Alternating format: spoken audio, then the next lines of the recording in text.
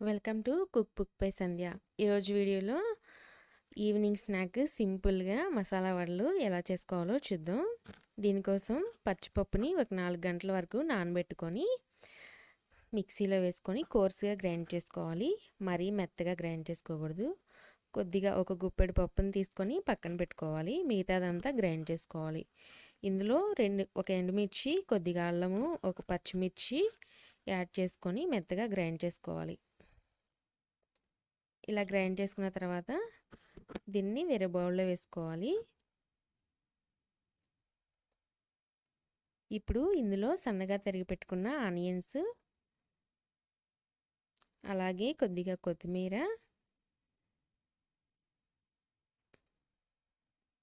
ఒక spoon salt add చేసుకోవాలి.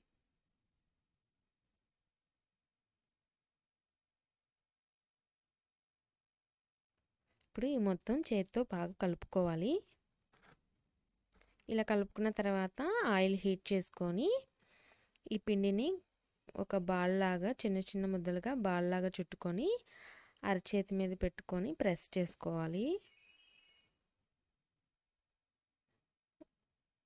వేళ్ళతో కాకుండా ఇలా చేత్తోనే ప్రెస్ చేసి తీసి ఆయిల్లో వేసుకోవాలి.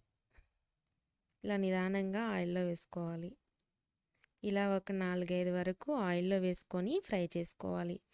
వేసిన వెంటనే కదపకుండా కొంచెం కాలిన తర్వాత రెండో వైపుకి తిప్పుకుంటే ఈ గారెలు అనేవి, మసాలా వడలు అనేవి విరిగిపోకుండా ఉంటాయి. మసాలా వడలు ఇంకా బాగా క్రిస్పీగా రావాలంటే మీరు ఇందులో కొంచెం బియ్యం పిండి యాడ్ చేసుకుంటే బాగా క్రిస్పీగా వస్తాయి. లేదని క్రిస్పీగా అవసరం లేదనుకుంటే ఇలా అయినా కూడా బాగుంటుంది. ఇలా గోల్డ్ కలర్లోకి వేగిన తర్వాత తీసి పక్కన బౌల్లో పెట్టుకోవాలి.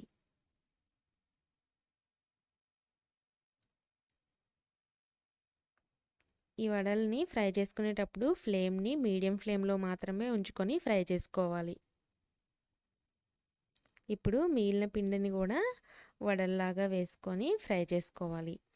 ఇంతేనండి, చాలా సింపుల్ రెసిపీ. ఈవినింగ్ టైంలో చాలా సింపుల్గా చేసుకొని పిల్లలకి పెట్టేసేయచ్చు. మీకు గనక రెసిపీ నచ్చినట్లయితే లైక్ చేయండి, షేర్ చేయండి, కామెంట్ చేయండి. అలాగే ఛానల్ని సబ్స్క్రైబ్ చేసుకోండి. ఇలాంటి మరిన్ని కొత్త రెసిపీస్ కోసం మన ఛానల్ని చూస్తూనే ఉండండి. అంతవరకు బాయ్. మరొక లేటెస్ట్ వీడియోతో మీ ముందు ఉంటాను.